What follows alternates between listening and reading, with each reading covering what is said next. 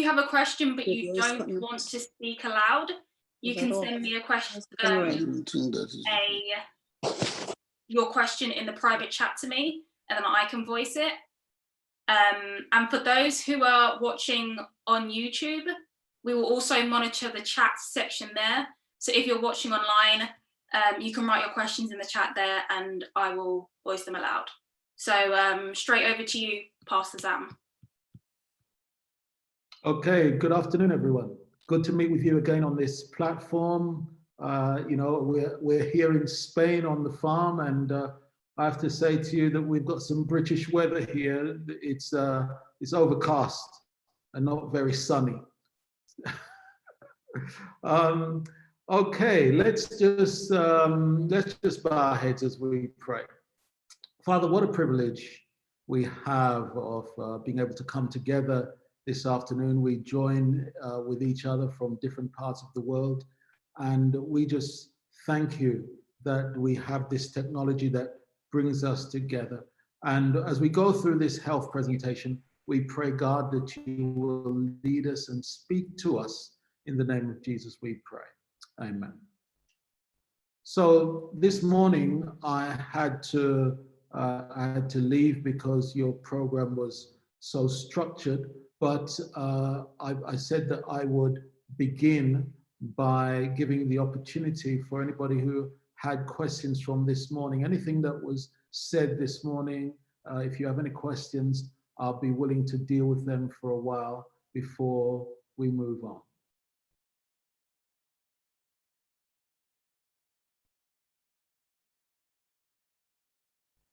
Okay.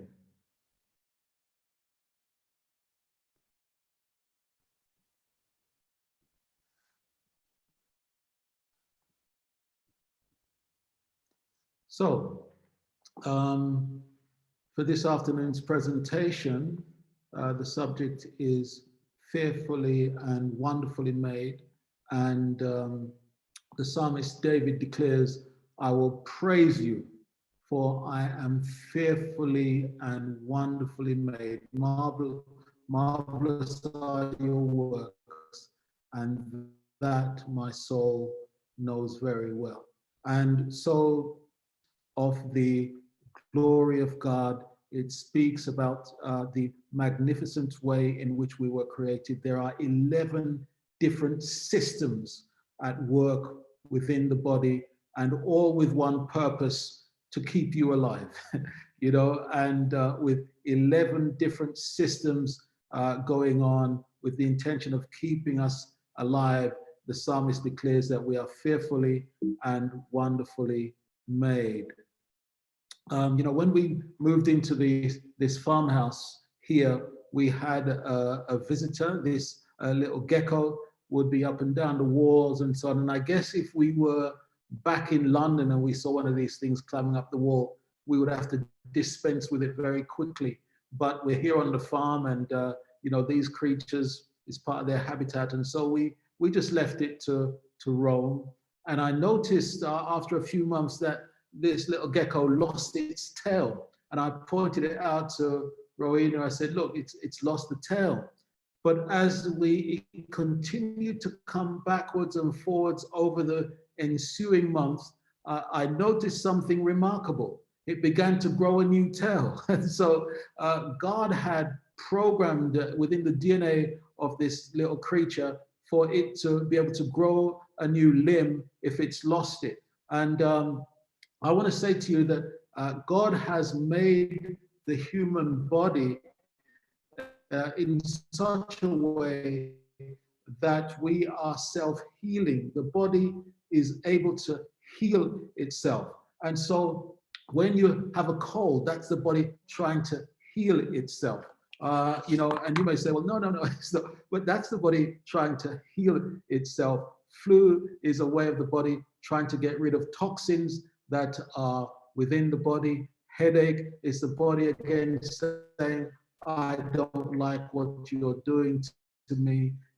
Stop and take a think about what's happening. Lumps, bumps, pimples, eczema. This is the body trying to get rid of. You know, let me just say that the skin is an excretory organ. You know, So we can get things coming out of the skin. What we do when we see things like that, it scares us and we run to buy some creams to push it back in. I don't want to see that, need to get rid of it, and so on. But it's the body trying to excrete. So just imagine if you get something in your eye, you'll produce a lot of water that will seek to wash it out. If you get something up your nose, we sneeze and we just try to get it out. If something goes into the stomach, we vomit, or we have the diarrhea, because that's the body saying, I don't like this. It should not be here. So when the diarrhea comes, we run to the doctor to get something to stop the diarrhea, but the body is really saying, this should not be inside. I need to get rid of it, And so the body is really healing, seeking to heal itself, but we are panicking and we try to get things to push it back in. But the body is trying to tell us, hay fever, the body trying to get rid of toxins that are inside. And it's very interesting. I had hay fever until I made that lifestyle change. I no longer have hay fever because I had the detox, liver cleanse, and so on, and the liver is functioning the way it should, dealing with those toxins that comes into the body. Stomachache, all of these things, the body is really trying to send us a signal that all is not well, and we need to look at the way in which we're living our lives.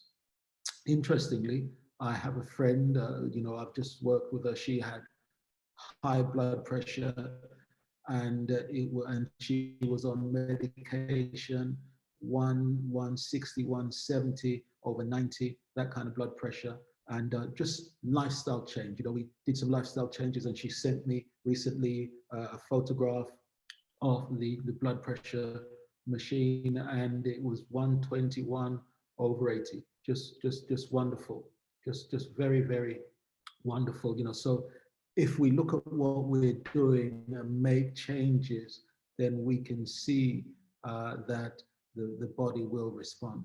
Hippocrates, the father of modern medicine, says all disease begins in the guts. Okay, disease is the penalty of nature's violated laws. Councils on Diet and Foods, page 347. Disease is the penalty of nature's violated laws. We don't like to think about that, because we think, no, disease has invaded my body, it's taken over, something from outside has come in. But the truth is, look at your own action. What am I doing that has brought this about? This is from the NHS, and this is what they're saying. Cancer, heart disease, stroke, lung disease, liver disease, 150,000 deaths a year among the under 75s in England alone. And the Department of Health estimates 2/3 of them are entirely avoidable. And I would say, 80, 90% of them are entirely avoidable. So you're looking at some very serious illnesses. And in England, Alzheimer's and dementia has overtaken heart disease as the #1 killer. And so we have to think about what it is that we are doing to ourselves.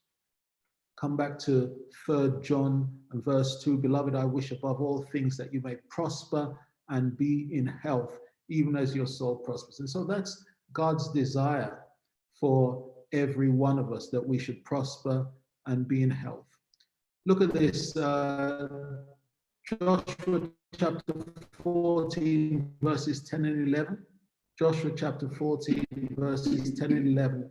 And now behold, the Lord has kept me alive, as he said, these 45 years. And this is Caleb speaking. Ever since the Lord spoke this word to Moses while Israel wandered in the wilderness. And now here I am this day, 85 years old, and as yet I am as strong this day as on the day that Moses sent me.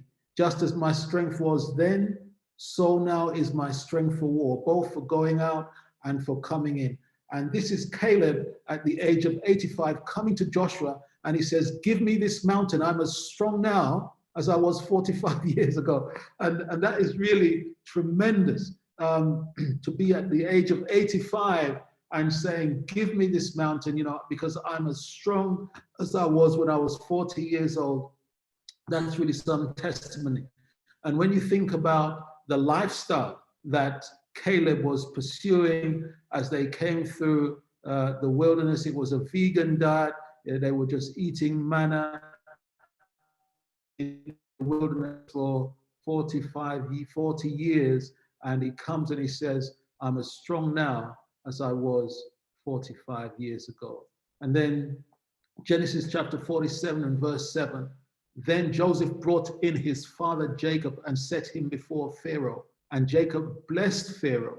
And Pharaoh said to Jacob, how old are you? And Jacob said to Pharaoh, the days of the years of my pilgrimage are 130 years. Few and evil have been the days of the years of my life, and they have not attained to the days of the years of the life of my fathers in the days of their pilgrimage. And so Jacob blessed Pharaoh and went out from before him. Now, what's so amazing about this passage is that Jacob has arrived in Egypt from Canaan, and Jacob brings him before Pharaoh. And one of the things that you would do normally is you'd say, well, welcome, Jacob. How do you find Egypt? What do you think about the pyramids? What do you think about the things that we have here? How was the journey? That's the introduction that normally you would have. But Pharaoh goes straight to the jugular and he says, how old are you? and that's because Pharaoh has never seen anybody as old as Jacob. Remember that the lifespan of the Egyptians were 40 years at the most. They're dying at 40 years old, Tutankhamun at 18, because of the things that they're putting into their bodies, their lifestyle. And so Pharaoh is just blown away by this gentleman who is 130 years old. And he's never seen anything like it. He's just blown away. And he says, how old are you? And Jacob tells him. Now, notice this scripture, Leviticus chapter 17 and verse 11. The life of the animal is in the blood. The life of the animal is in the blood. That's a very important statement. When it comes to diet, we're not concerned about building pure blood, but we are driven by taste. There is this German advert that I came across for Burger King, and it says, listen to your gut, taste is king. Hey, we all are concerned about taste, because if somebody gives me something to eat and it doesn't taste good, I might try to get through it to be polite, but I don't want to, and I'm not going to repeat that experience. The reason I'll go back to a particular restaurant is because the food tastes good. But at the same time, we want that food to be healthy. We want it to be building good blood. Here's the advert that I was talking about. Listen to your gut. The taste is king. And so, folk, here are the foods that are not helping us. Apart from the salad on the plate, the white rice and beans and the chicken, it's not building good blood. The barbecue get together. I want you to notice this statement. About 2 pounds of steak produces an amount of benzopyrene on the meat surface equivalent to that found in 600 cigarettes. Wow. So you know that you're not building good blood with barbecue food, whether you're barbecuing veggie burger or veggie sausages or whatever it is, it's just not healthy. And whether you wrap it up in the aluminium foil, we shouldn't be cooking with aluminium, because of Alzheimer's. So we need to think about the way we do food. And so Dr. Nedley says the higher the fat content of the meat, the greater will be the benzopyrene concentrated in the charcoal grilled product. And so we just need to think about that, folk. We love to have a get together. We love to have a barbecue, but barbecue is not good food because of the benzopyrene that's in it. but at the same time, you are not building good blood. And we need to think about, how do I build good blood in order to perpetuate life? Here was one of my favorite foods, before I changed my lifestyle, the vegan sausages, or the vegetarian sausages, hash brown, baked beans, for a couple of fried eggs. Good breakfast for vegetarians, but we are not building good blood. And so from what I talked about this morning, in terms of the food in tins, in terms of fried foods and what it's doing to your body, we now know that this is detrimental to one's health, and we need to think about the way in which we do foods. Again, similar thing, the good British fry up, the vegetarian option. The human family have brought upon themselves diseases of various forms by their own wrong habits. Wrong habits in eating and drinking lead to errors in thought and action. Sometimes I think about our MPs, there's so many bars in the House of Commons, they're drinking, some of them, they're almost semi-drunk, and then they go to vote on important matters that have to do with our welfare. And if you really know what's happening, these guys, some of the times, are not in the best condition to be making decisions about the country. As the intake, Dr. Colin Campbell, in the book, The China Study, he says, as the intake of meat, milk, eggs, fish, fat, and animal protein go up, blood cholesterol goes up.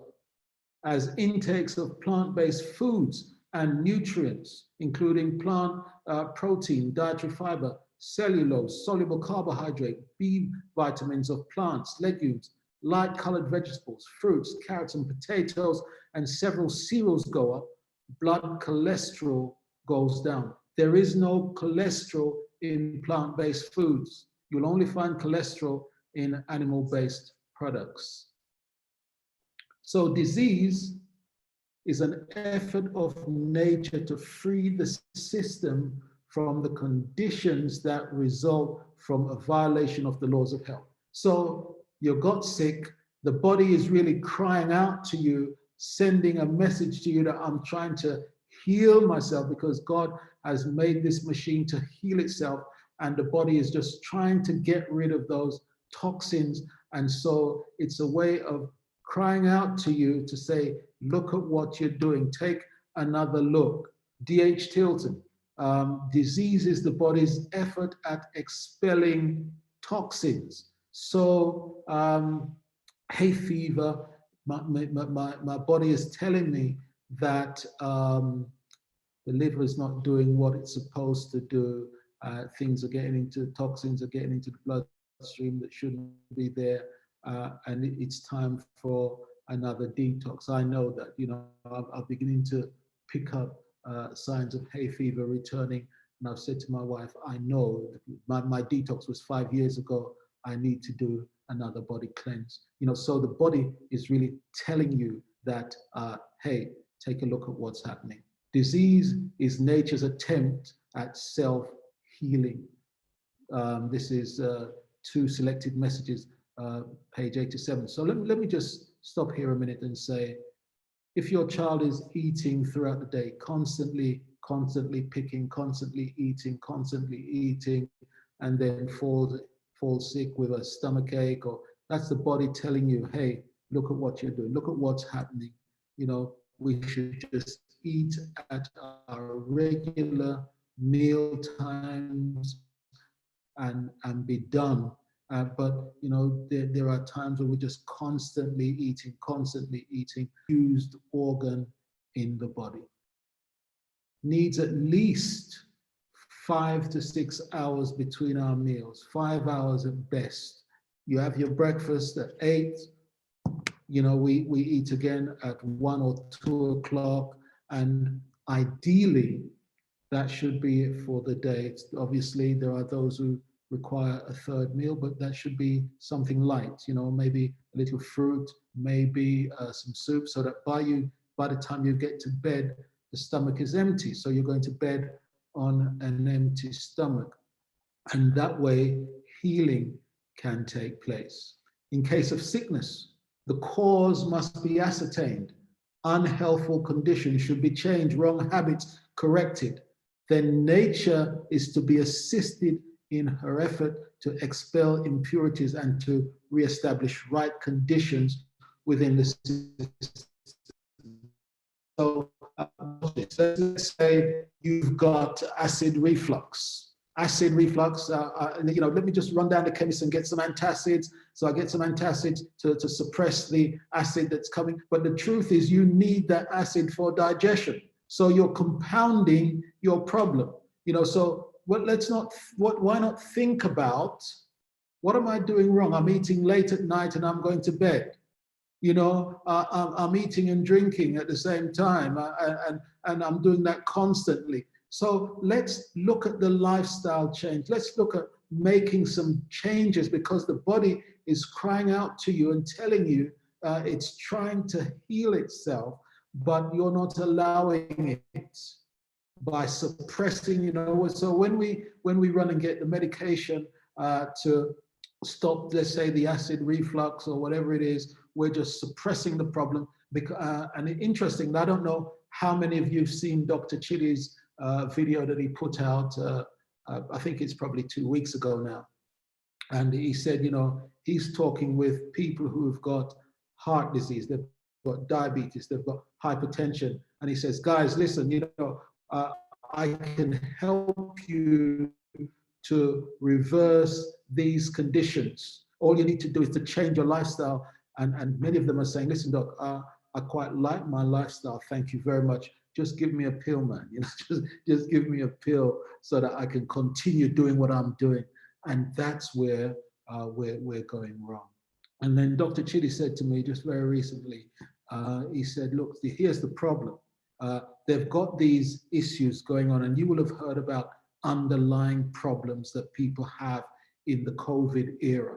So when COVID comes, because you've not done the lifestyle change, because you've not been willing to make that change, then all of a sudden you are more vulnerable because of a compromised immune system. So here are the foods that we love to eat, and none of these things are building pure blood.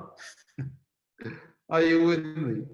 None of these things will create good blood. You may say, why is the peanut butter there? In another lecture, I could tell you the peanut butter, you've got trans fats, it's a processed food. You've got things here with MSG, chocolate biscuits, all of these things. Sugar suppresses the immune system. None of these things are healthful foods. And, another lecture, I'll probably talk to you about the Knorr cubes and all these things which are unhealthful to the system. And, if you're from the West Indies, you're from Africa, we didn't have these things. We go out to the field, we pick our thyme, we pick the spring onions, we pick the various herbs, and the food is lovely and tasty. You don't need these processed foods to really season up the meal that you're preparing. So this morning I talked about tin foods and why we shouldn't be using tin foods, apart from the fact that it is another processed product. These are all processed foods, but sitting in front of the doctor, he said, you've got heart disease, and I could trace it back to the packet of crisps that I was eating, the fried foods that I was eating. And in fact, he said to me, you're eating too many fried foods. And I'm thinking, well, no, I'm not. We don't eat fried foods at home. But it wasn't at home that was a problem. It was when I got on the road. So, speediest way to gain health is to stimulate the eliminating organs, to eliminate poisonous substances, and to avoid poisonous substances. This can be accomplished by means of exercise, bathing, water drinking, and elimination. So, speediest way to gain health is to stimulate the eliminating toxic organs. So there's a lot of toxic waste in our bodies. And if you are not eliminating twice a day or 3 times a day, then you're storing up problems. If you're eliminating once every 2 days, once every 3 days, then you are in trouble, because there's this toxic waste in the body, and it just needs to be gotten rid of. And it is then there that bacteria can find its way, etc., etc. So we just need to be making sure that we are able to eliminate efficiently in order to remain healthy. And when you go to the lifestyle center, like I did, one of the first things they did was to put us on that colon cleanse, just cleansing that colon to get rid of toxic waste in the body.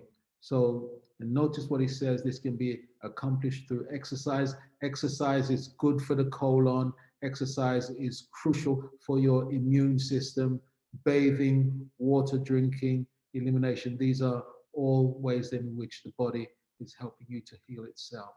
When I was growing up as a child, one of the things that my parents used to do was the washout. And I hated it, couldn't understand why my dad was putting us through this wicked, awful process. I do understand now, they were helping us to just eliminate, get rid of those toxins, and we would get this washout, and we just hated it. And so, because I didn't understand why it was being done, it wasn't something that I passed on to my children, but we would get the washout, the Cenopods, the Barker's liquid of life, ghastly, all these horrible things. But I look back now and recognize that this was just a cleansing process that all of us need to be going through. And so just want to talk about strengthening our immune system in this COVID era. Refined and processed foods clog the system. They make impure blood. Refined sugar suppresses the immune system. And so if you're going to make a change, and if you want to begin to build good blood, the green smoothie, kale, spinach, pop chow, Swiss chard, flax seeds, any one of these green things, vegetables, kale, spinach, pop chow, Swiss chard, a handful of that with wheatgrass. You can put some flax seeds in there, some pumpkin seeds, and sweeten it with banana or papaya, mangoes, berries. That is good food. And if you're anemic, this is the stuff to do. I was doing a presentation in one of the churches, and the lady came to me afterwards and she said, "Pastor, I am very, very anemic. I've been working on this thing for months, and I'm taking iron tablets. Can you tell me what to do?" And I gave her the green smoothie.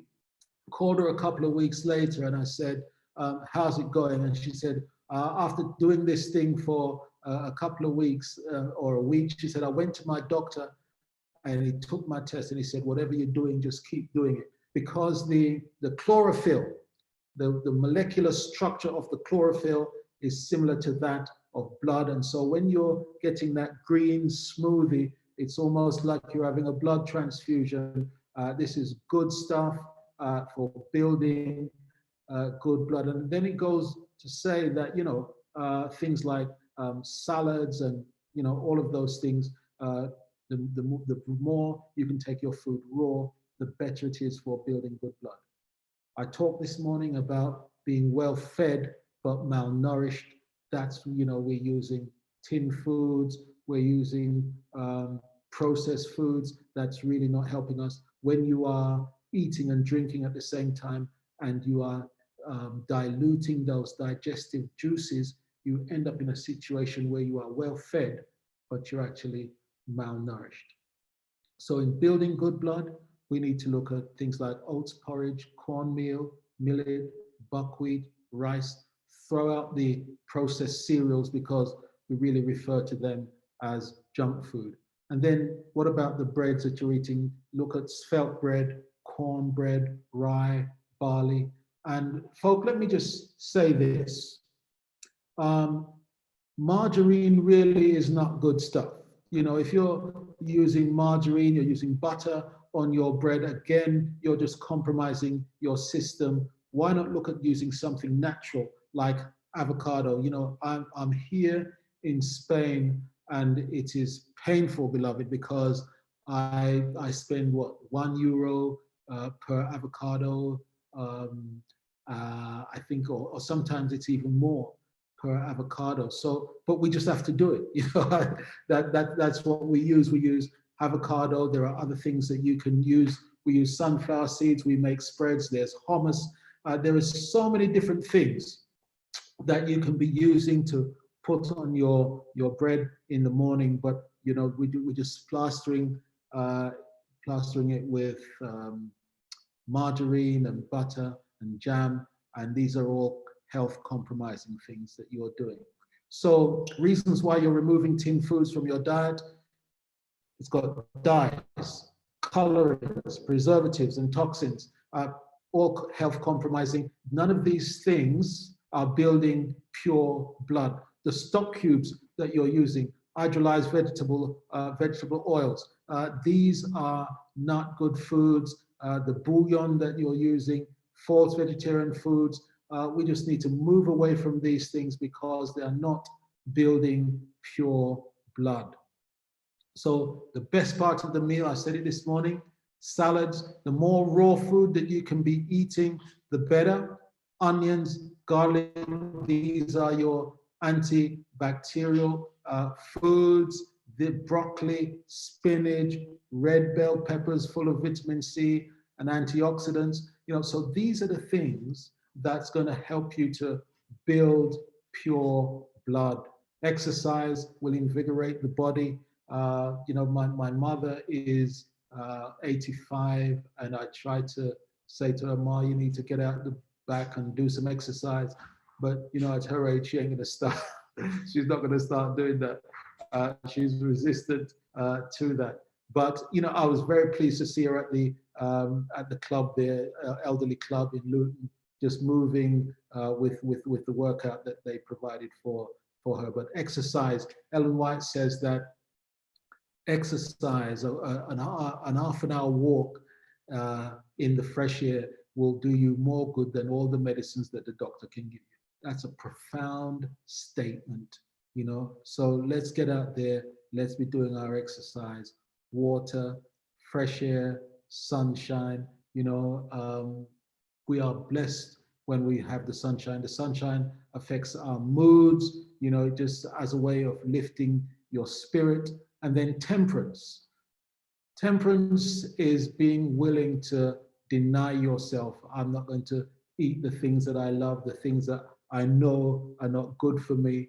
But, you know, we want to indulge ourselves. There is that Mr. Kipling advert, you know, where it says naughty but nice. And we like to do the naughty from time to time.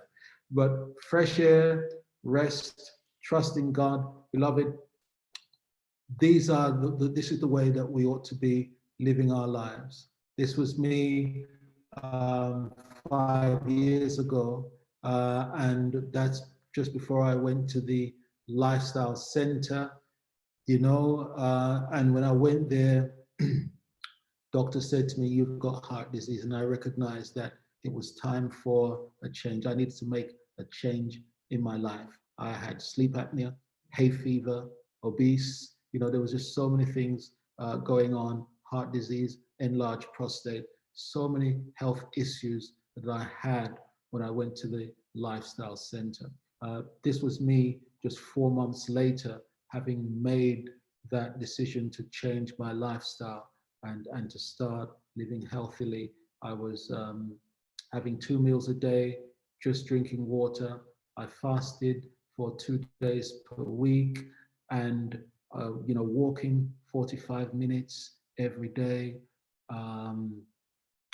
Just 2 meals a day, and within 4 months, you know, because we started in October, and it wasn't onerous, but started in October, and this was me going for my send-off in January of 2016. So I know that it was 4 months within which we were able to accomplish that change.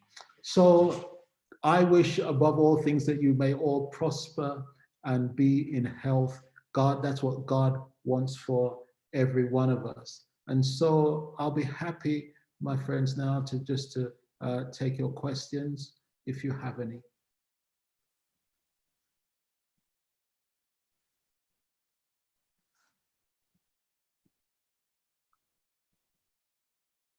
Hello. Uh-huh. What do you do for someone who's got keloids? I don't know what keloids are. I'm sorry. It's like a swelling at the back of the neck. Okay. Keeps growing. Now you can, I had But the person's quite heavy, so they're trying to lose weight and exercise. Right. You can try the charcoal poultice with slippery elm. I don't know, the charcoal is a drawer. It will draw things out. So you can try the poultice to see if that will be helpful in just pulling that out. Oh, brilliant. I did mention that. Yeah, thank you. Thanks very much. Okay. Are you in Spain, Pastor? I am indeed, yes. Hi. Hello. Lovely. Hi, hello. Sam Davis. Nice to see you. Good to see you. How are you? I'm good, thank you. I'm very good, thank you.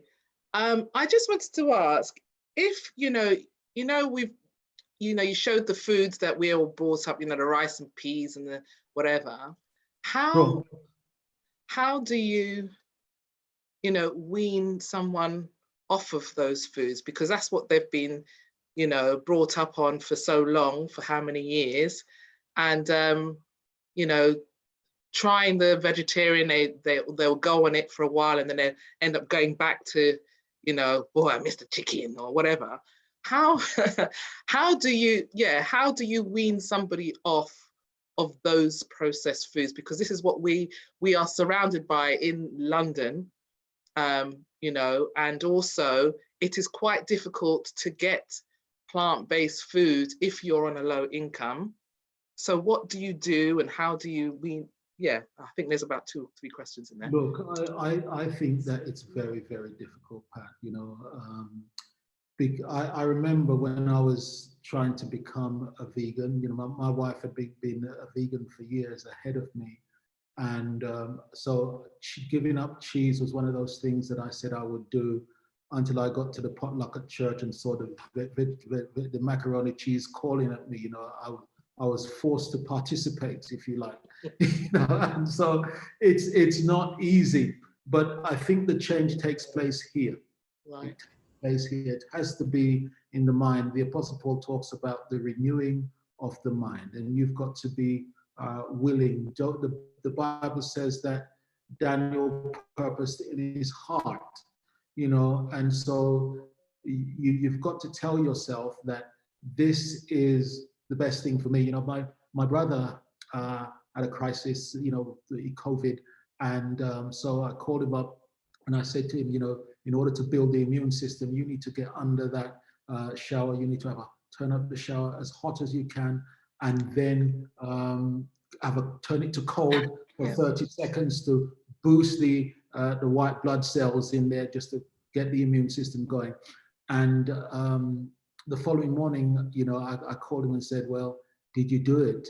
And he said, of course, and I thought he wasn't going to do it. It was so hard, especially in England, trying to turn that cold water on yourself. But he said, Sam, this was a matter of life and death. I got to do it. So I think that we've got to think that this is something that is for my best. I need to improve my health. And when you get to that place where you recognize that you need to improve your health and the health of your family, then you will do it. And I think that you've got to lead from the front. If you're a mum and you're doing it for children, you have to lead from the front and gently. And then here's the other thing. People rely on taste. So if you're changing the diet and you put something in front of them that don't taste good, trust me, we want the chicken and cheese. We're going to go back to that which tastes good. And so you've got to be able to prepare food that are presentable, foods that are tasty, and that they will want to eat. All right, thank you. And let me just say, let me just say that YouTube is a wonderful resource. You know, there is so many good stuff on YouTube in terms of teaching you how to prepare plant-based foods. And, you know, I don't know, you know, I think you can do wonderful things with beans and lentils and so on, and you can do it cheaply. You know, you don't have to be rich or anything like that, or getting a big income. We can lead healthier lives. But I mean, obviously, when I come to the UK, I love to buy avocados because they're cheaper there than they are here. Right. Pastor, can I just ask 2 questions? Yes, Yvette. Hi, Pastor. Basically, you said earlier on today that cooked foods left overnight were nutritionally poor, yes? Yes, that's great. So what would you have on a Sabbath? Because, you know, we prepare our food the night before, the day before. What would you have a Sabbath? And that was one question, so hold that in mind. And the other one was tin foods. Is it different to box? You know, they're using the box food. Is it still classed as processed food? Okay. Trust you to ask that question about the overnight food, eh? Well, I think, you know, we've wrestled with that one, and we think that God blesses it, especially on Friday for Sabbath, you know. But I really do think that this is something that we need to be conscious about, and we because we know this, we try to make sure that if we've cooked too much, then we freeze it, you know, so that you slow down that process of oxidation. And my wife will tell you, I'm reticent to throw food away, so I'm conscious of it, and I will eat food that's been left over, but we try not to do that very often. The other thing that I would say is that I came across some boxes. They're like Tupperware boxes, but they have something in the middle where you can suck the air out, and so it's vacuum sealed, which will stop that that process of oxidation. okay. And then what was your second question? The second one was, you know, now instead of doing tins, they're doing food in boxes, sealed boxes, like peas. They're doing peas and things in boxes rather than in And tins. is that fresh peas? Different. Like Yeah, beans. yeah, that would still come under the thing of process. That would still come under processed foods. And what you want to do is to be able to get your food as fresh as possible. So your beans, your lentils, whatever it is, you want to be able to prepare it yourself rather than having it processed, because you cannot trust processed foods. If you're going to build good blood, then it's not going to be done through processed foods. Okay, thank you. That's it. It's a pleasure. Hi, good morning. I'm trying to find out the best food you can use for high blood pressure. Okay, if you've got high blood pressure, you need to come off your salts. Okay, you shouldn't be having any salt straight away. I would suggest that you need to be exercising. One of the things I did with my friend was that I had to be exercising regularly. A natural product that will help to reduce blood pressure is garlic and cayenne. You know, so if you get a good grade cayenne pepper that you can get on Amazon, and these things will help you. Drinking a lot of water. So put away the sweet drinks and all these things, and just be doing your exercise. Don't sit around and think that the blood pressure is going to fall naturally. You've got to be exercising. You've got to look at the foods that you're eating, put away the saturated fats, try to make sure that you're eating whole foods rather than refined foods, you know, so you want to be getting rid of the white bread, the white sugar, the white this, white whatever, to be eating more natural foods, but also exercising. Exercise is crucial, drinking a lot of water, and using like, you know, they say cayenne pepper is dynamite for the arteries, so it will aid in your circulation. It also thins the blood, but garlic also does the same. So take a look at the lifestyle. What is it that you're doing with the lifestyle, and just make those lifestyle changes towards a more healthier way of living. Okay, thank you. We have a couple questions online. Someone is asking, what health centre did you go to, and what part of Spain is your lifestyle centre in? Yes, so we went to Bayside. We went to Bayside Health Centre in Nova Scotia, Canada, a place called Moncton. But when I communicated with him just very recently, I don't think he's practicing any longer. But let me just say this. We've just started up an association of gospel medical missionaries who are based in the UK. You no longer need to get on a plane. There are so many good practitioners in the UK who are able to help you through some of these things, whether it's high blood pressure or diabetes or whatever. On the ground there, excellent practitioners who will be able to help you. And what I'll do, if we're trying to set up a website where we will have our name and the details of the practitioners, but that's something that I can also supply you with. I can email it to you or Derek.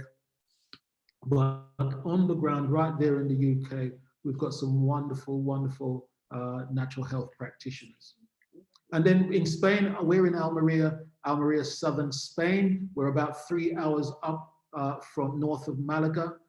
We have not yet started our little center because we're waiting for the works to be finished. But we're at a place where we can have some health guests, and I would like to be able to have groups of individuals come here where we can show them the lifestyle. We can show you how to eat healthily, how to prepare healthful foods. We'll take you through the exercise. We'll do the massage, all that sort of thing. We've had one health group come, not last year, but the year before.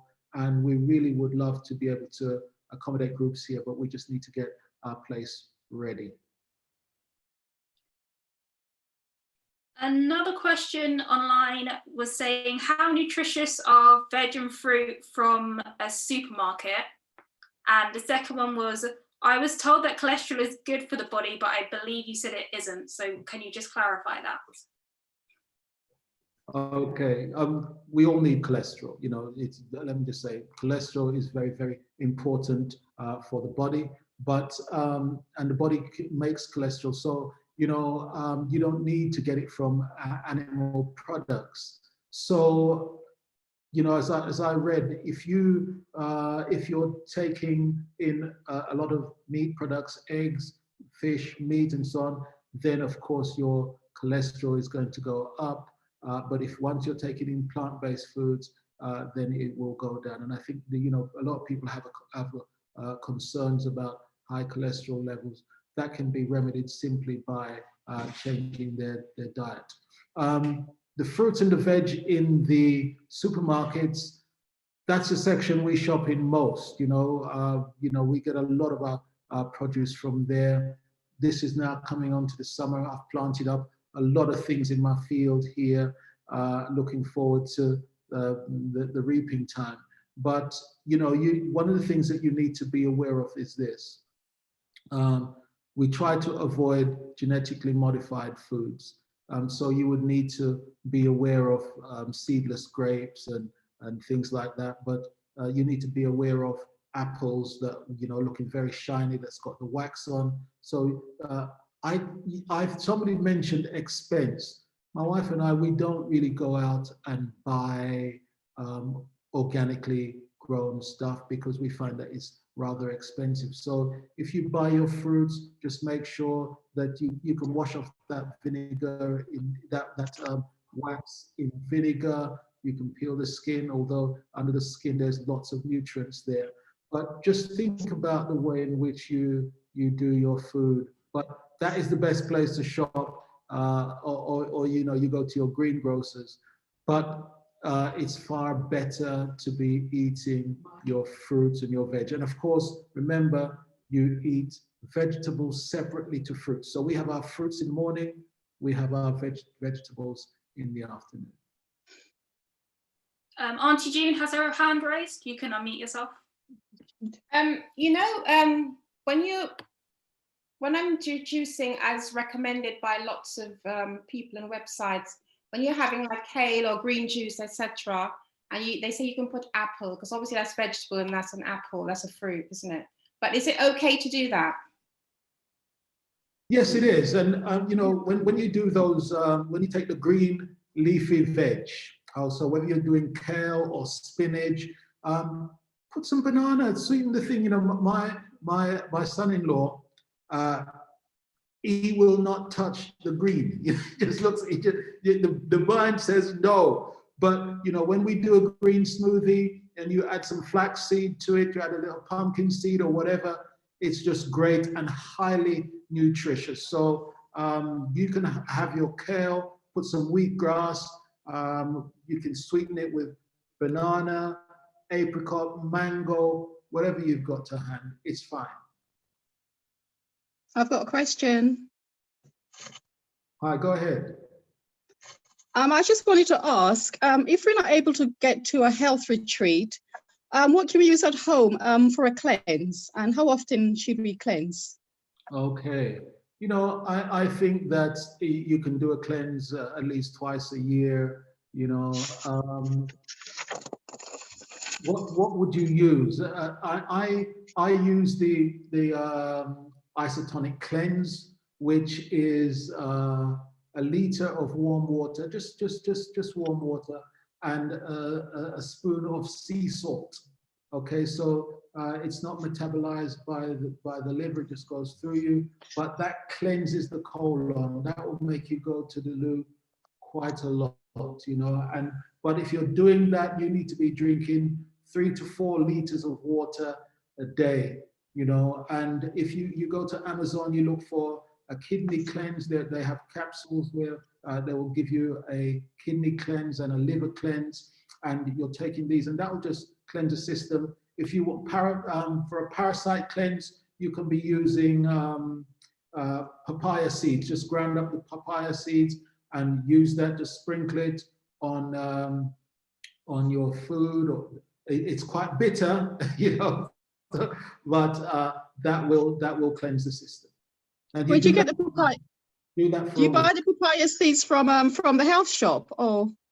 Just buy the papaya. Why buy it from, you know, just buy the pawpaw and take the seed. It anyway. It's Susan Talbot. No. Hello, Gabrielle. Yes. Is there a question to be asked? Yeah, I'll just ask Pastor Davis, which cayenne pepper are we meant to be using? Because they say the one you get in the shop, is that the one, or there's a different kind? No, that's right. There is another cayenne. It's the heat, I believe, is about 9,000. If you go onto Amazon and look for organic cayenne with about 9,000, I think it's 9,000 for the heat. Yes. That's the best cayenne that you're going to get. What is it called? Sorry, because I've been on Amazon. Just go on Amazon and look for the cayenne pepper, organic cayenne. Oh, organic cayenne. Okay, Pastor, thank you.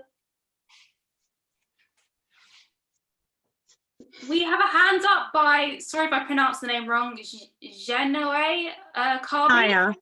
Janaya. Hey, Janelle, how you doing? Hello, how are you? I'm good, thank you. It's so good to see you, although far but still near.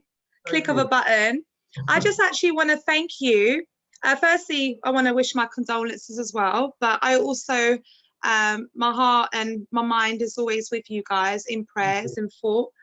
I also just wanted to thank you actually. I've since, you know, our meetings and stuff in the past where you've helped me, counseled me, I went vegan at one point, but I'm vegetarian now. As you know, the Middle East and the Mediterranean mix. We've got the cheese, we've got the dairy, got all sorts of goodness, but it wasn't goodness for me. I had stomach reflux, acid reflux. And so I had to change my diet anyway. And you've given me some good benefits. So in terms of your advice, and I've gone to more natural foods. So like I don't really eat too much carbs anyway. More fruits, more vegetables. I don't eat meat anymore. I'm strictly vegetarian, no fish, no pescatarian. I'm struggling to go to cross to vegan again, as I've done the vegan January and what have you, but I am struggling with that because I do find it expensive. And maybe I need to increase my creativity with that. But yeah, just any tips, because me and my husband, we do like herbal teas. I don't have caffeine anymore. The most case I'll have a Turkish tea once in a blue moon. I'll try to avoid it. And I don't have any fizzy drinks, any, like, pretty much dairy free now. I don't have too much soy, occasional soy, but not too much. Almonds milk, coconut milk, just different. I switch my milks up. I don't have the same all the time. But I just want to know what other tips you may have. I would love to go to Sanctuary, but you know, right now it's not possible. It sounds to me as if you've got a good thing going on. Are you drinking with your meals? Because no, I leave it about half an hour to an hour, the minimum half an hour. Yeah, an hour to hour and a half is better. Okay. So after your meal, if you can give it an hour at the most, that's better. And and then another thing is if you eat late and go to bed, that can be a cause for your acid reflux. So, but for the acid reflux, if you'll take some lemon juice, just the oh really? not Oh. Take that because it becomes alkaline in the stomach, but do not go and get any antacid. You need that hydrochloric acid.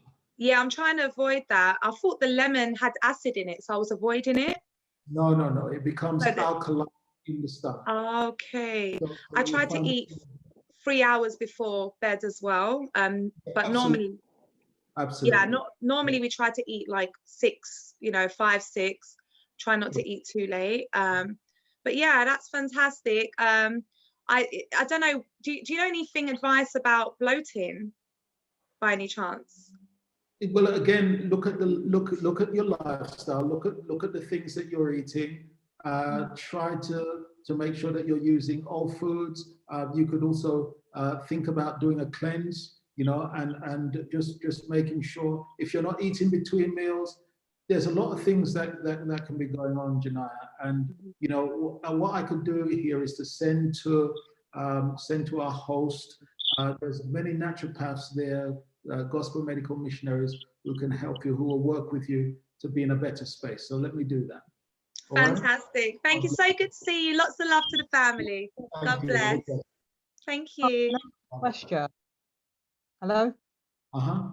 Hello, can I ask a question? It might have been answered because I keep going in and out. I'm looking after my mom, so it might have been answered.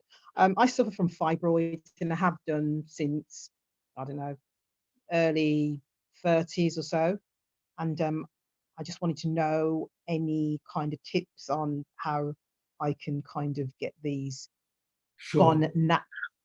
And I guess it's a change in my diet and some of the things that have also been mentioned. If you can eat more raw foods, but I tell you what I can do is I'll put you. I can again if you leave your name with our host, and what I'm going to do is I'm going to put you in touch with one of our gospel medical missionaries who has helped with the fibroids, and certainly we will be able to give you some guidance on that. Yeah. Thank you so much. And it's Bernadette, right? No, it's Cynthia. Cynthia. Okay, Cynthia. So I'll make a note of that and I'll talk to our host. Yeah. God bless you. Hi, Pastor. Hello. It's Janine here. I'm under the name Jen. How are you doing? I'm well. How are you?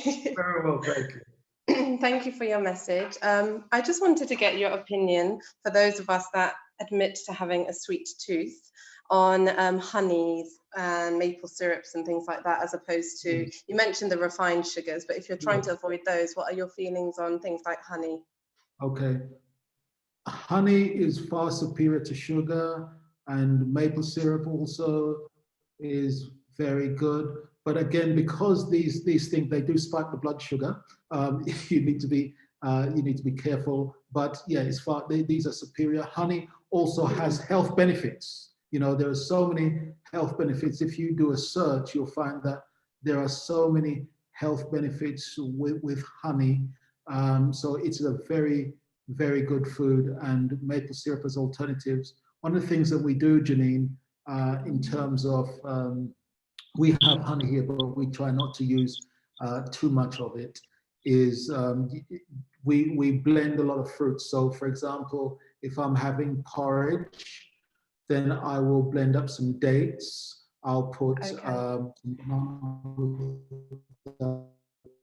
dates and pour that on my porridge.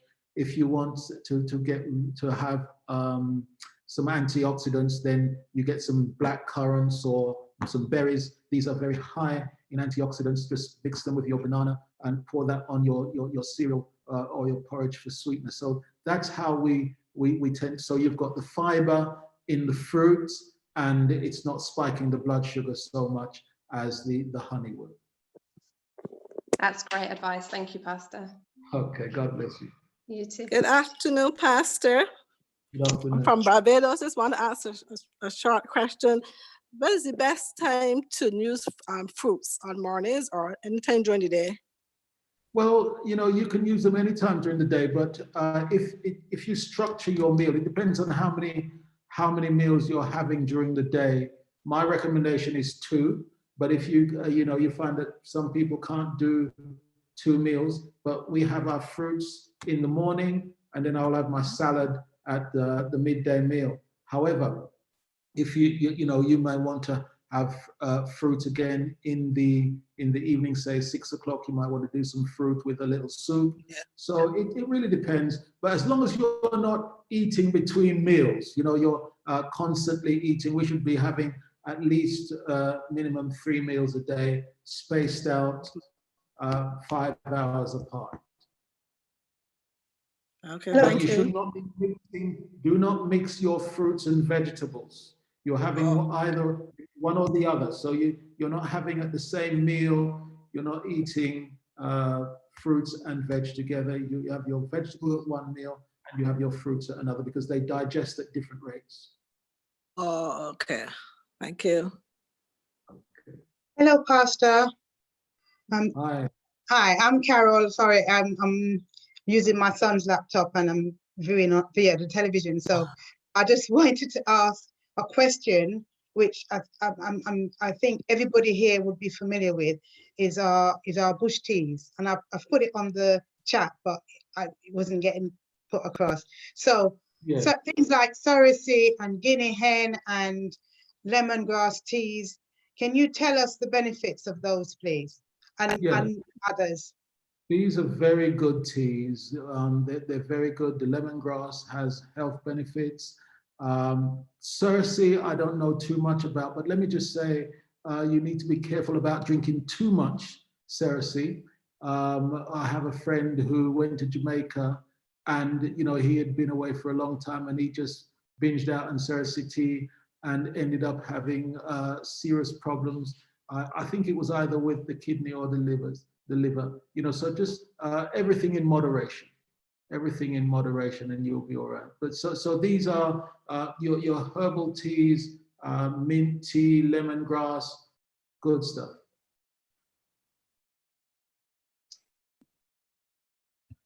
Can I ask a question, please? Hey, Sharon. You're right. I just want clarification on what I think it's June asked. You said you couldn't mix fruit. Just now you said under no circumstances mix fruit and veg. Is there a difference between mixing it in a smoothie and mixing it in general? Because I'm seeing a conflict. Yes, that's a very good question. And so the lifestyle center that I went to back in 2015, we asked him that question, and he was a doctor who was treating all kinds of diseases, dealing with cancer, MS, and having very good results.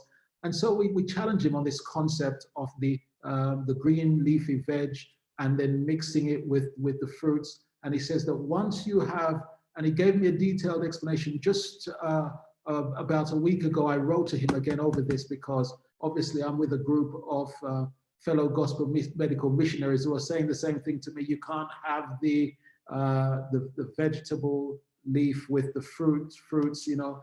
And I wrote to him again and asked him about this. And he says that once you have blended the green leaves and the fruits, there is no problem in terms of the digestion. And so you can go ahead and have the kale with your fruits mixed up in that way as a smoothie, and it's not a problem. And Cheryl, what I can do, I'll email you his response to me because you're the scientist as well. Okay, thank you. Hi, I've just joined the program. Sounds like I missed quite a bit. Just on the Cerasee, this Cerasee is very good for persons with diabetes. But again, one has to be very careful as to how much they drink during the day. Something that people do is that they put a lot of Cerasee, boil the Cerasee, leave it in a bottle in the fridge or wherever, and they just consistently drinking it because they feel this is good for diabetes. And that's really not the way to go about it. It should be really fresh tea, and you should know the measurement of what you drink. Excellent advice. Thank you. The other thing with the fruit and the veg, I'd just like to support you in what you said. As long as you blend the two together and they become blended form, they will digest at the same rate. Yes. So that's fine. That's fine.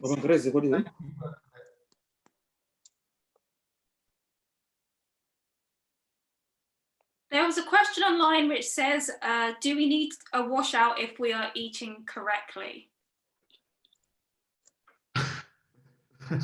That's a very good question. I mean, you have to look at, I guess you would notice yourself, if you're eliminating easily, correctly, and so on, that is after every meal you're eliminating and so on. But I think it's not going to harm you because look, there are all kinds of toxins that we're taking in. So you've got environmental toxins, you've got toxins coming into the body through the deodorant that you use. You've got toxins all over the place, you know, and so there is no harm in having that detox. And another way of detoxing is going to the sauna.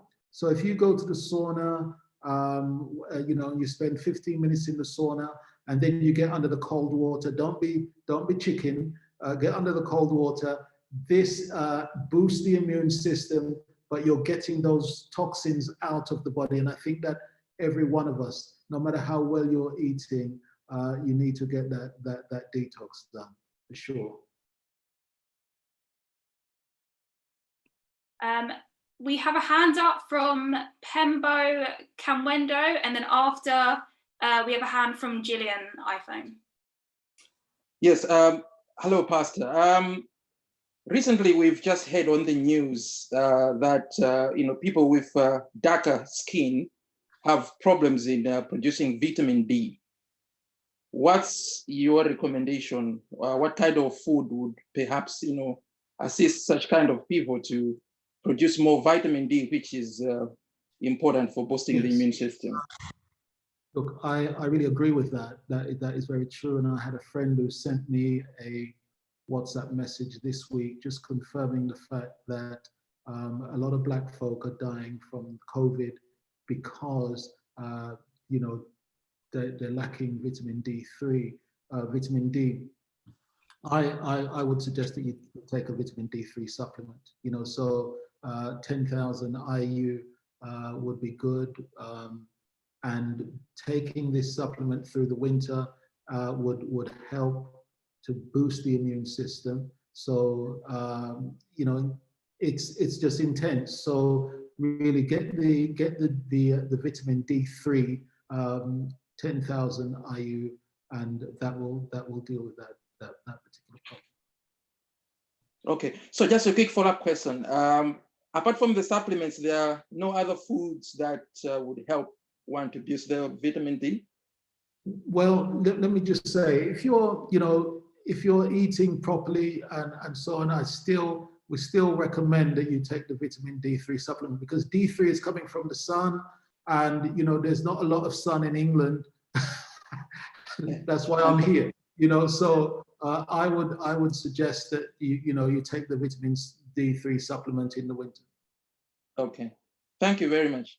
Okay. Now, from what I understand about the vitamin D as well, is that it helps you to assimilate the body, to assimilate the your vitamins and your minerals.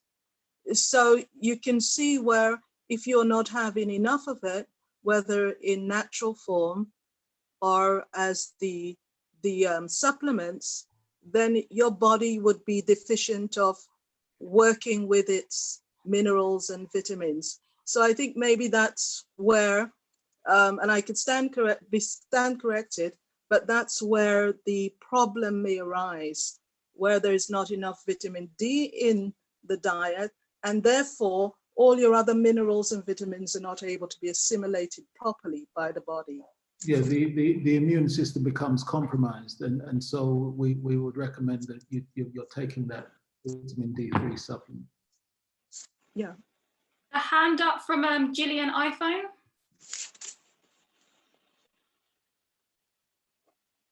You need to unmute yourself.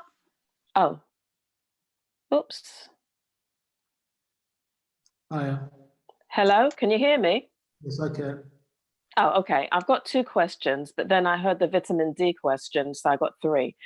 For the rice lovers, would you recommend bulgur wheat or quinoa? Yeah, these are good grains.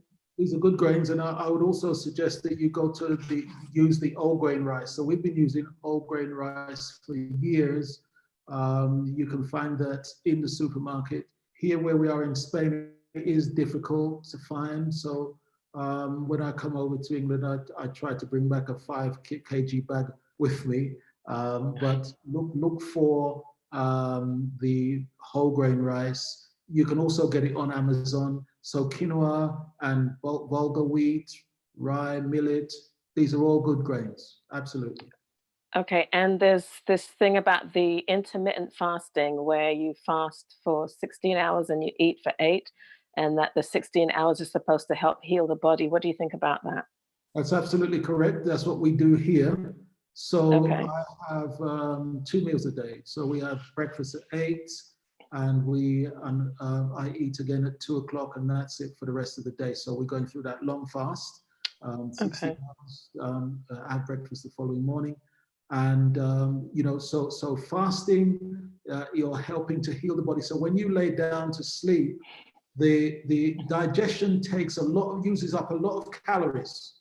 So when the body is at rest, all that energy that is used up for digestion can go to other parts of the body to help with the healing process while you're sleeping. So that's why when you go to bed on a full stomach and the stomach is still going through that digestive process, you wake up in the morning, you're feeling tired, you're feeling sluggish, and so on. That's simply because the body has not really rested. So when the ideal is to go to bed on an empty stomach, then you are resting and the body is healing itself.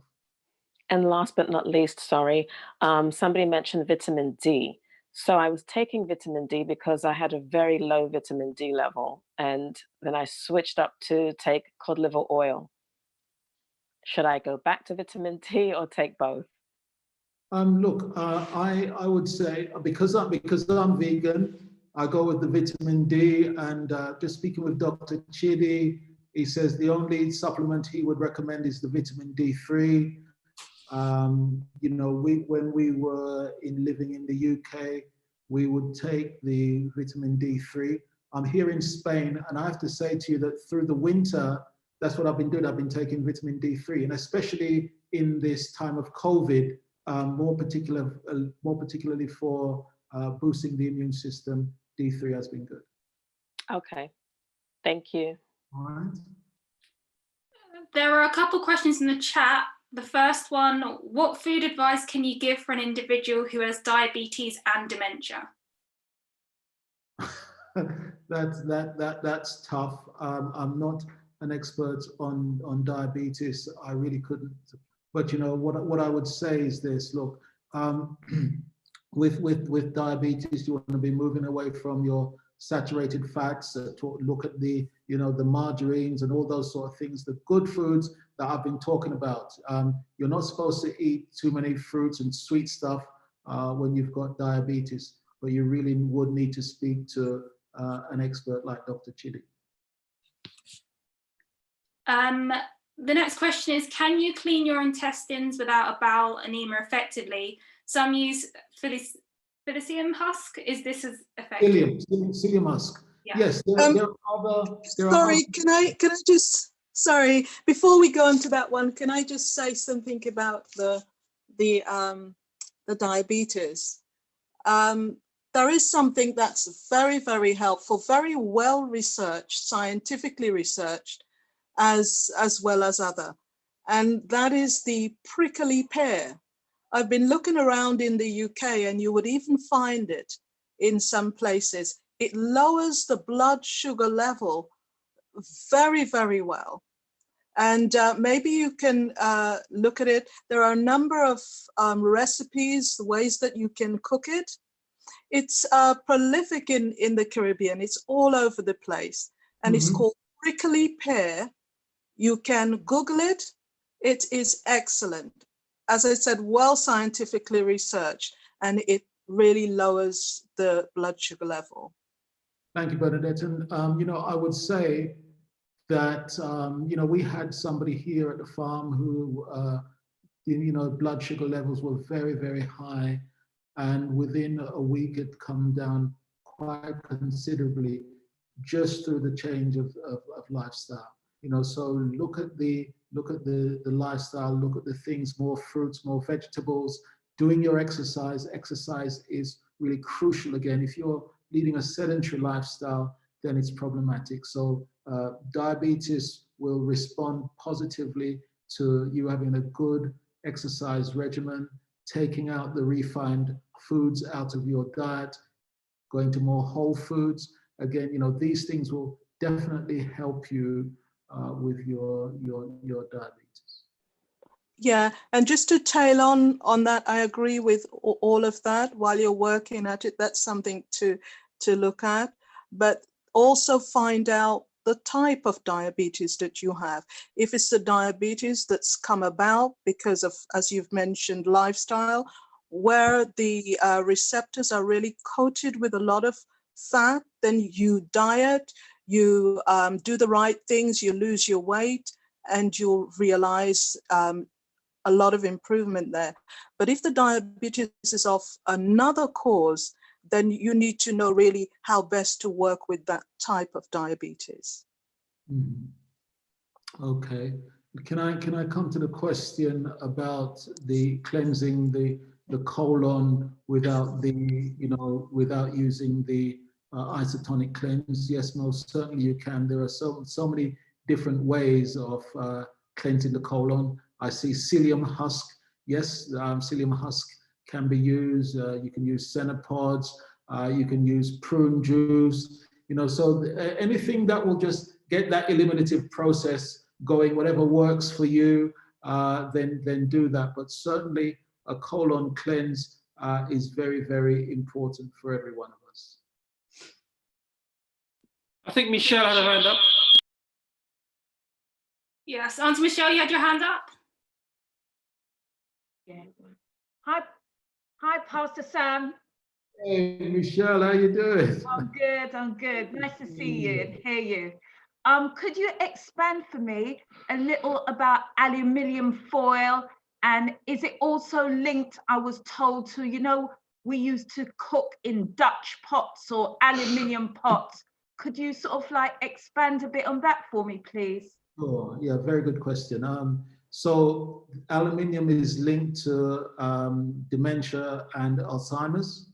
So we're counseled to move away from using aluminium foil or anything with aluminium in your cooking. Just move away from those things. You know, when we were growing up, Michelle, we didn't see a lot of Alzheimer's or dementia, but now it's really quite prolific.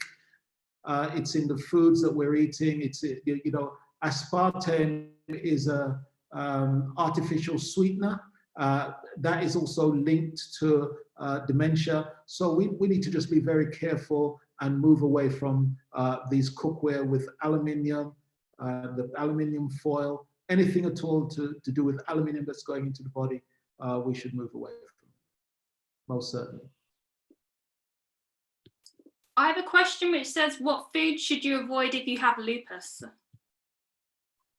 Well, look, lupus is a degenerative disease, and what I would say again, you know, using the maxim from Hippocrates, going back, all disease begins in the gut. So for lupus, you shouldn't be on a meat diet. You know, come off. There should be no animal protein going in. Look at doing the things that we've talked about in this presentation. Look at changing the lifestyle, doing the exercise, eating correctly, moving away from refined foods, just nutrifying the body as best you can. You know, that's what really needs to happen. It is a degenerative disease. I looked at Dr. Joel Fuhrman. He has a book called Fasting for Health. And again, fasting is one of those things that can help. But again, this is not something that you do without professional help. But look at the lifestyle change. Move away from animal protein and look at living a healthy lifestyle. That will certainly help. Another question, what about frozen foods? Are they okay? So we were talking this morning about picking from the garden and into the freezer. That's good nutrition. But I would say, I don't know what's going into, you know, what kind of preservatives or dyes or whatever they're putting into commercially frozen foods. I can't comment, but notice this morning the slide said, pick from your garden into the freezer. That's good. You know the source. You know where it's coming from. I couldn't really comment on the other on commercially frozen foods, but again, they would be better than the tin foods.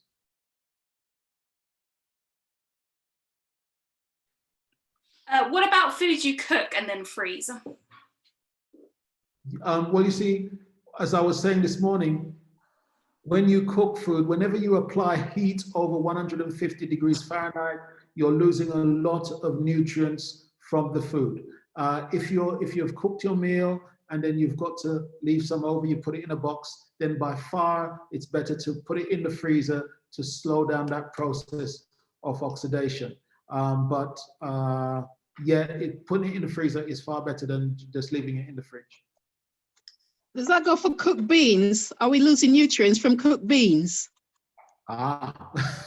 Very good question. You see, beans have to be cooked to release there are digestive inhibitory gases in the beans. They have to be. So if you're dealing with beans, they have to be soaked overnight. Sometimes best for 48 hours, just because there's a lot of gases in those beans that need to be released. So they have to be cooked, and they're highly nutritious food. So all your different beans and legumes, it's a good stuff.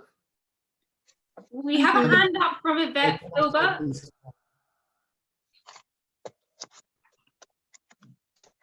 Sorry. Afternoon, Pastor. Afternoon, everyone. Can you hear me? Yes.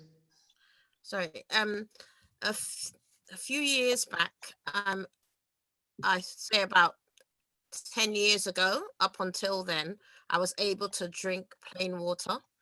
And then I started suffering with the same acid reflux and moved over to sparkling water. Now I find I can't drink ordinary water at all. It tastes like chalk. So is there a difference in me drinking loads and loads of sparkling water, which is really like boosted my health? I've never had acid reflux since. Or is there, do I need to go back to drinking lots of plain water? Is there a difference? There is a lot of difference. I don't think you should be drinking sparkling water at all. That's not what Adam had in the garden. You know, he just had natural pure water. And so with the acid reflux, again, I would say, look at what you're doing. Are you eating late at night, going to bed? Are you eating and drinking at the same time? I would change the whole modus operandi of my dietary habits. Look at not eating and drinking at meal times. And there is a product that you can use to heal the gut, which is slippery elm. So I would recommend that you look at healing the gut with slippery elm, that you take that in the morning, 45 minutes before you have your breakfast. That will begin to repair the stomach lining. And then, or even aloe vera, aloe vera gel will do the same thing in terms of helping to heal the gut. But I would look at the whole thing of how are you doing food? So are you eating refined food products? Are you eating, white bread, white rice, white this, white that? So all of those things. Sorry? I'm not eating any of those. Okay.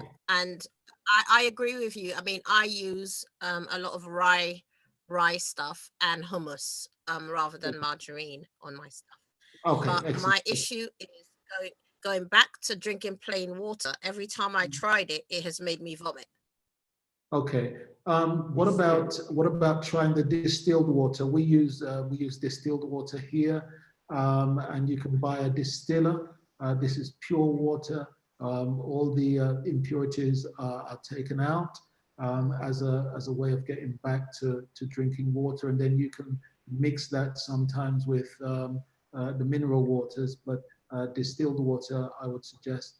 But water is the best thing for you. I would not be recommending sparkling water at all. But look at the dietary regime. Look at your exercise regime. Look at the amount of rest you're getting. Look at the whole package.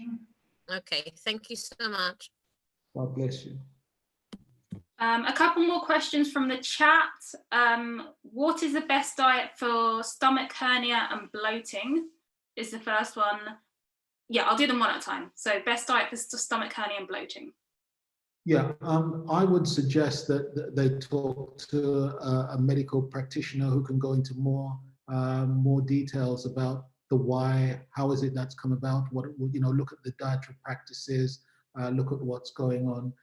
And again, I can put that individual in touch with some practitioners that are there in the UK. Okay, so for that individual, if you send me your email, I can then put you in touch with Pastor Sam. Can you eat fruits during the 16-hour fast, particularly after the second meal? Then it wouldn't be a fast. So what I would say, look, if you have, let's say you try and you do the 2 o'clock, you eat at 2 o'clock. There are many people who say to me, look,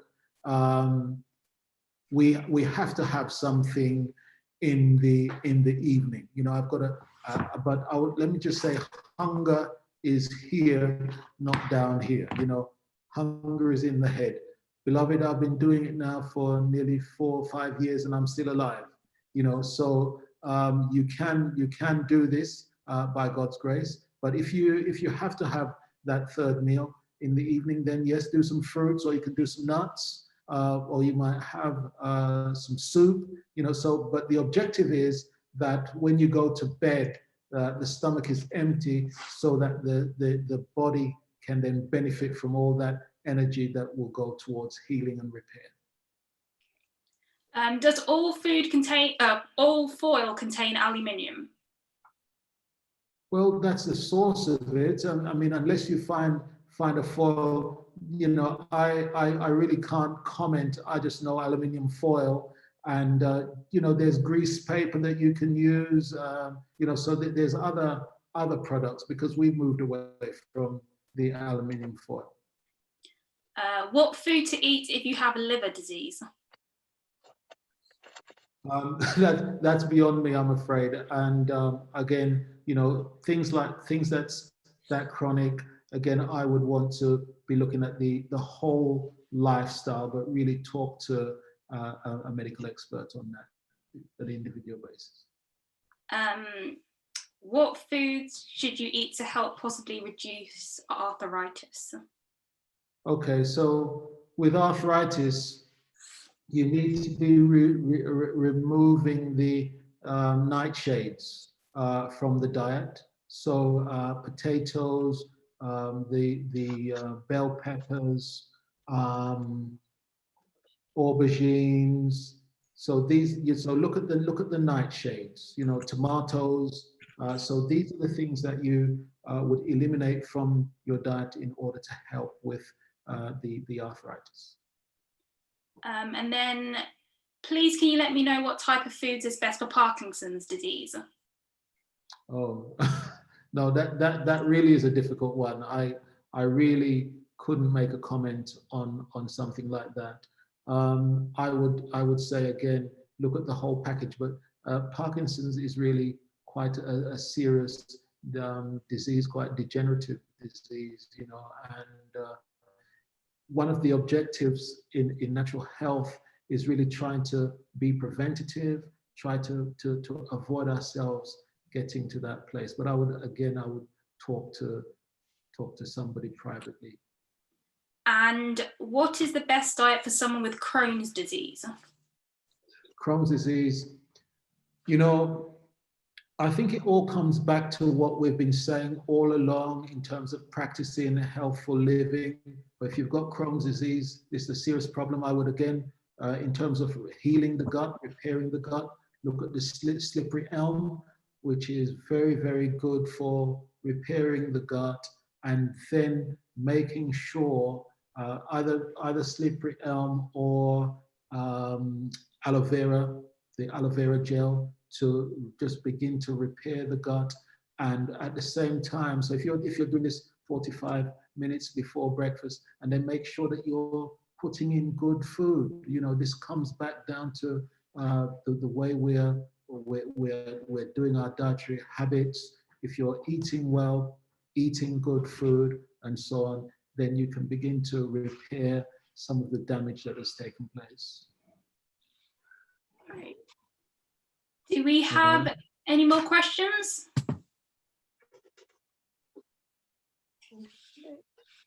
Auntie Michelle, I think your hand is up. Pastor Sam again. I've got a little arthritis, but I love tomatoes. Why not eat tomatoes?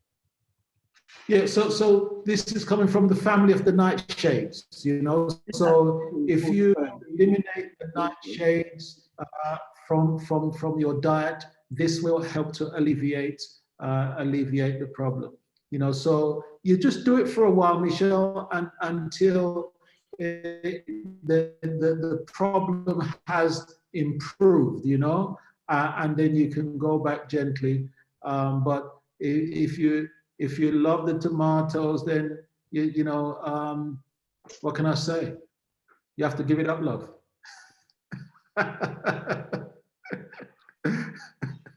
Yeah, you know, so just do that. Just do that for a while. Eliminate the nightshades. And what about potatoes? Do you eat a lot of potatoes? Okay, so it's just the nightshade family.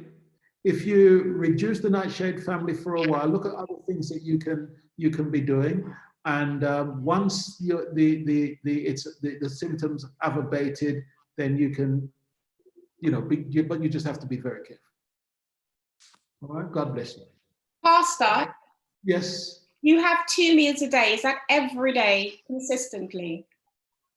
Yes. I mean, there are times when I may have something small in the evening, but consistently it's 2 meals, definitely. Okay, so if you're having 2 meals a day, how are you getting your 5 a day that we told is so important and we must have it? Oh, that's easy because that's all I'm eating. You know, so I'm having a lot of in the afternoon when we sit down to have my meal. I have a plate of salad. I'm eating a lot of salad. You know, because remember this morning I talked about the importance of raw foods, because in the raw foods you've got all that digestive enzymes, because when you've cooked your meal, you've cooked out the digestive enzymes. So it is the salad, it's the raw foods that is assisting you in enabling you to digest the meal that you're having. I understand that, but you're having it all in one sitting then. No, because so in the morning I've had fruits. You know, so I'll have some apples. I'll have grapefruit. At the moment, I'm having apple and grapefruit in the morning, and then in the afternoon, I'm having quite a variety of salad vegetables. Yeah, I understand that still, but it's still in 2 sittings, and we're told to have 5 a day at different times.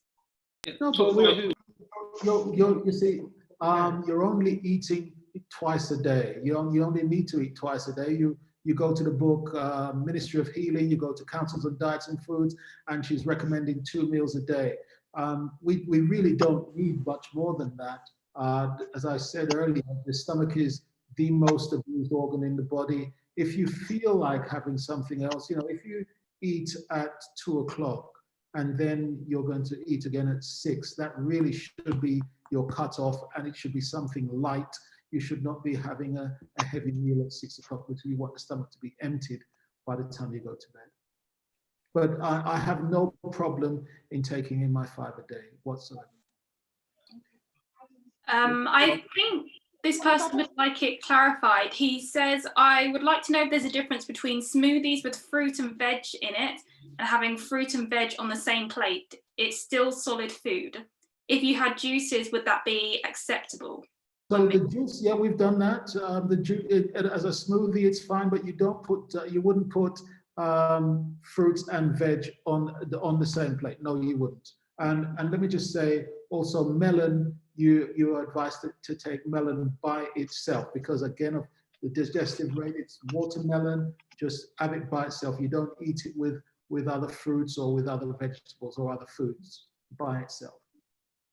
We have a question. What can you suggest for blocking arteries, and how can we care for our kidneys? And then I see there's a hand from Sherelle afterwards, so you can ask your question next. Okay, you know, I'm just gonna go back to talk about looking at the lifestyle, looking at what you're doing overall, pursuing a healthy lifestyle through nutrition, exercise, water, sunshine, temperance, fresh air, perfect rest, and so on. So, you know, we've got to look at the whole package. I think that allopathic medicine has a way of just looking at symptoms. You know, we look at symptoms. I've got a kidney problem, I've got a liver problem, I've got whatever. But we want to look at the whole being, the whole person, deal with the whole person, and it has to be systemic. So look at your overall lifestyle and change the lifestyle, rather than talking about, you know, how can I deal with my kidneys, or how can I deal with my heart, or whatever. Look at the whole package and change your lifestyle, and then things will fall into place. Sherelle has a question, and then I think we have one last question in the chat before we wrap it up. We'll just wrap up. Yeah. Okay. Just quickly back to the nightshade. Yes. I like to put a little bit of potato in my soup, but I notice sometimes my fingers are getting a bit cramped. Now, sweet potatoes and yam, is that not? They're not nightshades, are they? No, All potatoes no. are not nightshades. No. So it is the potato, it's aubergines, it's tomatoes, and you know, if I'm missing out some of the nightshade, just do a quick search, and it will tell you what the nightshades are. So you need to eliminate them. And I'm glad you mentioned that, Sherelle. So if you are noticing that there's a problem in the hand, just eliminate the nightshades. Okay. All right. And I think the very last question will be, it's Pastor, do you eat homemade cakes and puddings? Can we eat them and still be healthy? My wife has just left the room. Yes, we do. So let me just say to you that, beloved, life does not have to be boring. Life doesn't have to be dry.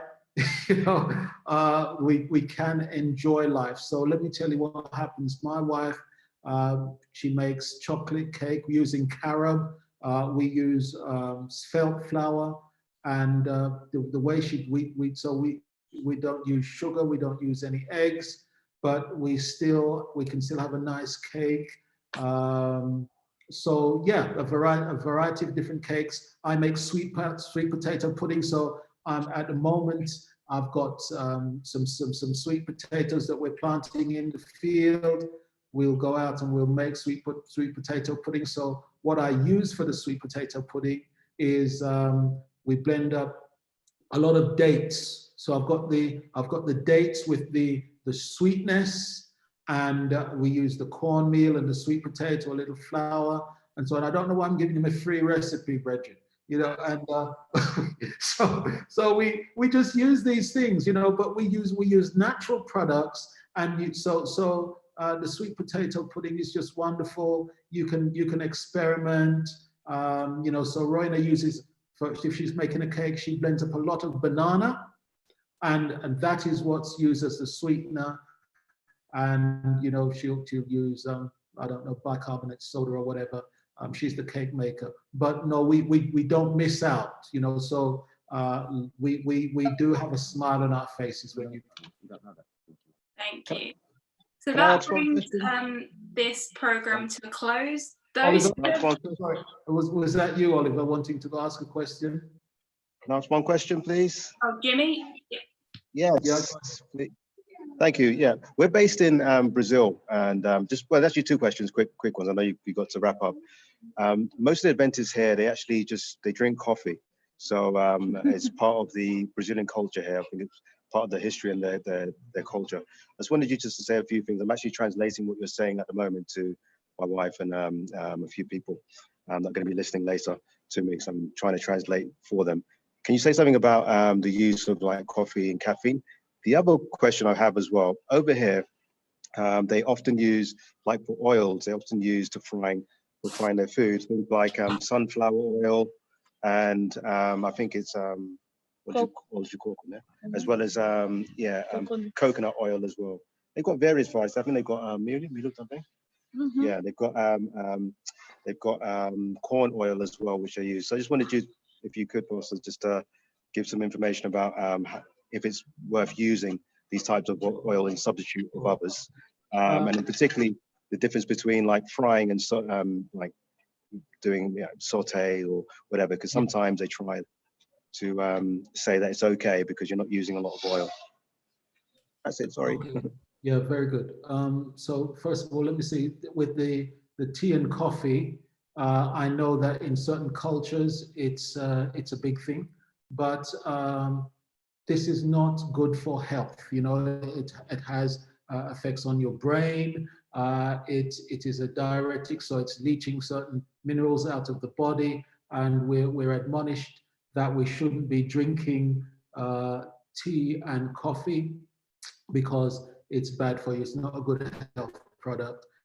So I would strongly suggest that, Ellen White, when you go to the book Counsels on Diets and Foods, it was shown to Ellen White in vision that these are the things that we should be moving away from, especially us as Seventh-day Adventists. For years now, my wife and I, we have been cooking without oil. So the sauteing of your onions, your garlic, your thyme, and so on, we just do that with a little water. We've found that it makes no difference whatsoever to the quality of the food or the way the food tastes.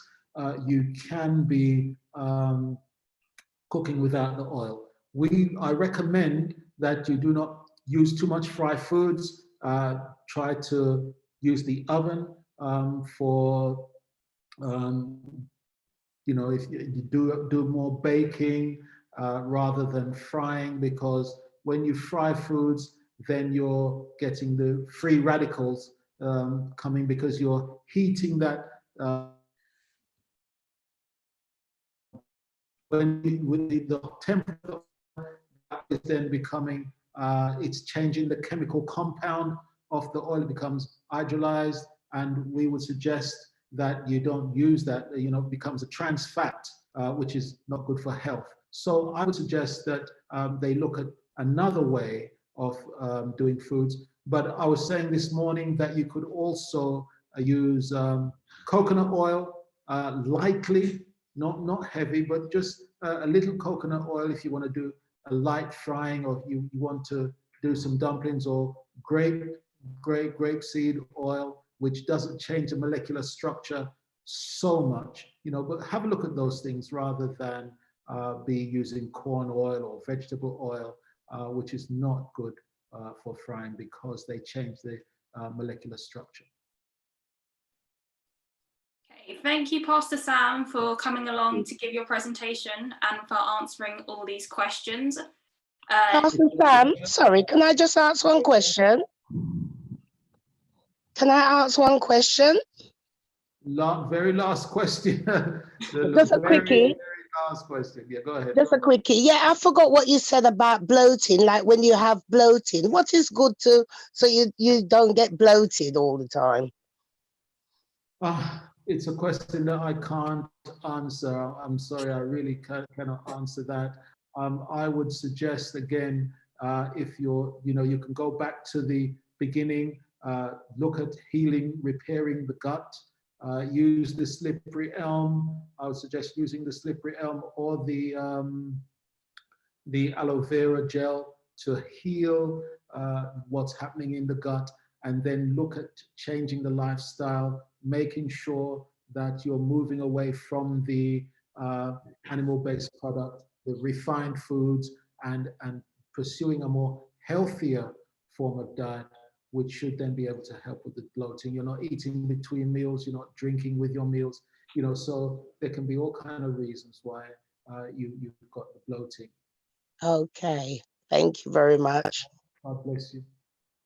Okay, so for next week's health presentation, we have a medical missionary, James Luke, who's coming to talk to us about natural medicines.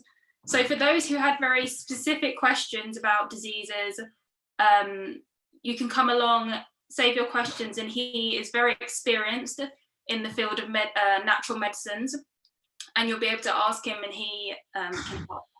So to bring this to a close, Pastor Sam, will you be able to pray? And then the chat will be left open for people to start. And just to stress, the next week's program starts at 3 p.m, not 3:30 p.m. So it's an earlier time of 3 p.m. Okay. And Gabby, will you, well, I'll communicate with you, because what I need to do is just send you the information of those who are medical missionaries on the ground. They have their own practice there in and around London, and can help those who have specific challenges. And that would be the better way to go. All right. That's fine. I've seen some people's emails in the chat. So if you would like to be added to the email thread about the medical missionaries, which Pastor Sam gives me, please put your email in the chat so I can collate all the emails together. Okay, let's have a word of prayer. Father in heaven, we just want to thank you so much for this body that you have given to us. God, life is precious, and we love life, but we want to be able to pursue a healthier life, because we know that we cannot praise you with bodies that are infirmed and diseased. And so we just pray, God, that you will be with us and help us by your grace, that we will seek to find healthier ways of going about the way we do business. I pray, Father, for those who are struggling with maybe they have habits, bad habits that they love, bad habits that they don't want to let go of. I pray that you will give to them the strength of mind, the strength of will to be able to let go of those bad practices so that they can find health and healing. I want to just thank you for the church in Hampstead. Thank you, God, for their desire to find better health. And we pray that you will be with us during this time of the COVID crisis. Just take us through and help us to do what we need to do in order to stay well. In the name of Jesus, we pray. Amen. Amen. Thank you all. It's been a pleasure meeting up with some of my old friends. Good to see you all. And look forward to seeing you here in Spain at some time. All right? Yeah, thank you, Pastor. God bless you. Good to see you, Mish. Good. I was just about to ask you, where's my invite? And for me. And There's for an me. invite for you and Oliver. Just open invitation. And for Sherelle. All right. God bless you. And Sherelle. All the Come over best, to guys. Brazil, Pastor. Come over to Brazil one day. Wherever you are, you're invited. God bless you. God bless you, Pastor. Okay. Thank you.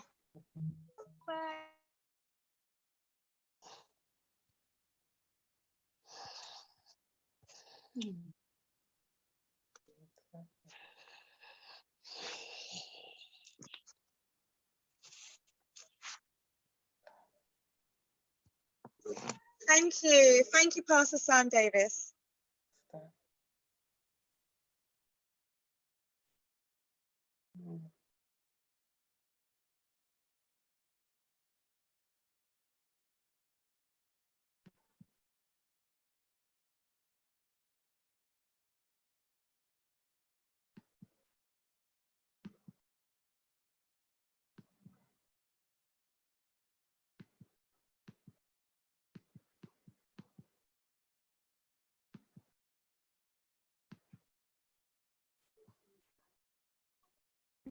I think we're supposed to speak to one another now.